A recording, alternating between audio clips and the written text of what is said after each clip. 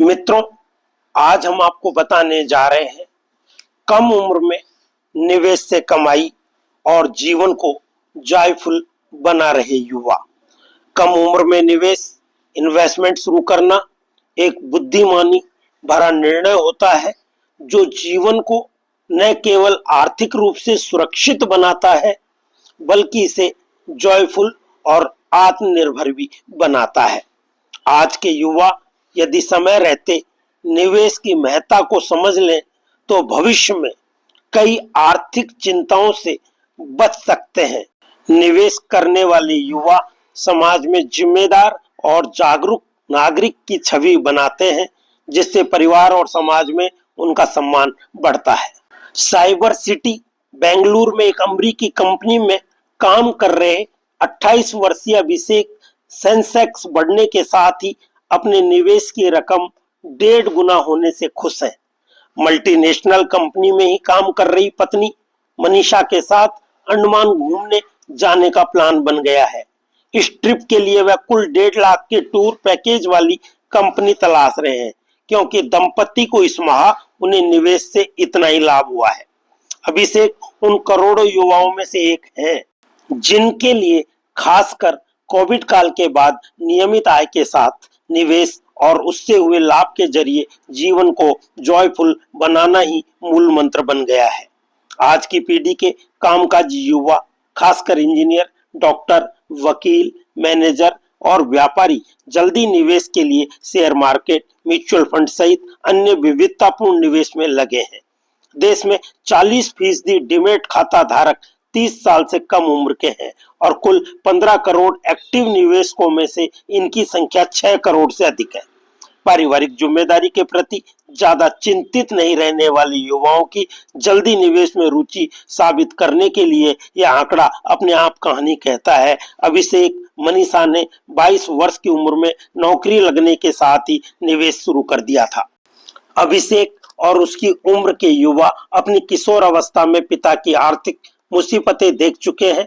वे अपने माता पिता और दादा दादी के स्वास्थ्य खर्च को देखकर खुद के बुढ़ापे के लिए बीमा पॉलिसी और पर्याप्त बचत फंड के प्रति भी जागरूक हैं।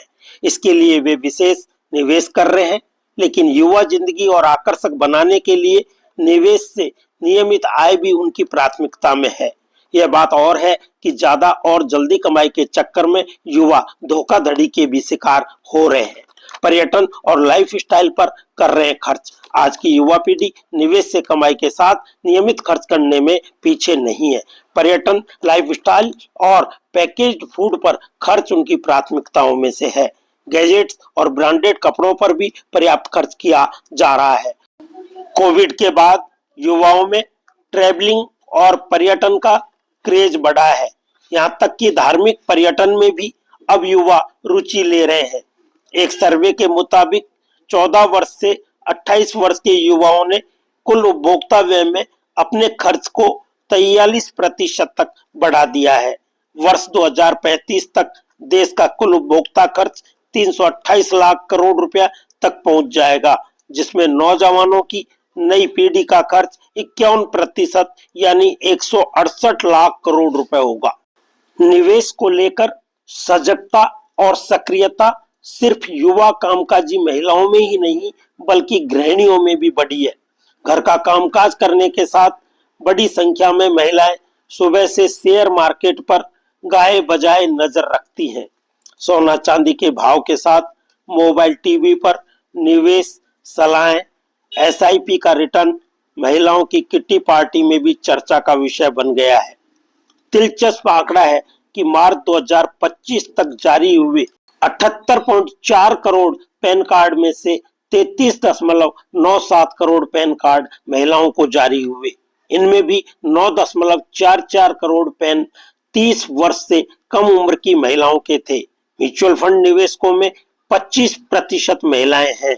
संसद विधानसभाओं में महिलाओं को 33% आरक्षण लागू होना फिलहाल दूर की कौड़ी है, लेकिन म्यूचुअल फंड की कुल प्रबंधनीय संपत्ति AUM में इनकी हिस्सेदारी 33% से अधिक है। इसलिए जल्दी निवेश। मकान बनाने की चिंता नहीं, पापा का घर है। एकल परिवार होने से पारिवारिक सामाजिक दायित्व नहीं, नौकरी की शुरुआत में पापा से ज्यादा पैकेज, आईईटी से निवेश, आसान ज्यादा जागरूकता, बचपन किशोर अवस्था में देखी आर्थिक परेशानी, फोमो फैक्टर यानी कमाई के अवसर चूक न जाएं। निवेश करते समय यह ध्यान रखें, युवा जल्द कमाई का शॉर्टकट न अपनाएं, भ्रमित न हों, फर्जी व गैर मान्यता प्राप्त निवेश सलाहकारों से बचें, एक ही एसेट में पूरा निवेश न करें, रिटायरमेंट व इमरजेंसी फंड रखें, निवेश के बारे में अध्ययन करें व कानून का पालन करें। आंकड़े बताते हैं कि वर्ष 2019 में 16.17 करोड़ महिलाएं पैन कार्ड धारक थीं, जो वर्ष 2023 में 27.24 करोड़ हो गई। वर्ष 2024 में बढ़कर 31.05 करोड़ हो गई और वर्ष 2025 में इनकी संख्या 33.97 करोड़ तक पहुंच गई है। बहुत बहुत धन्यवाद।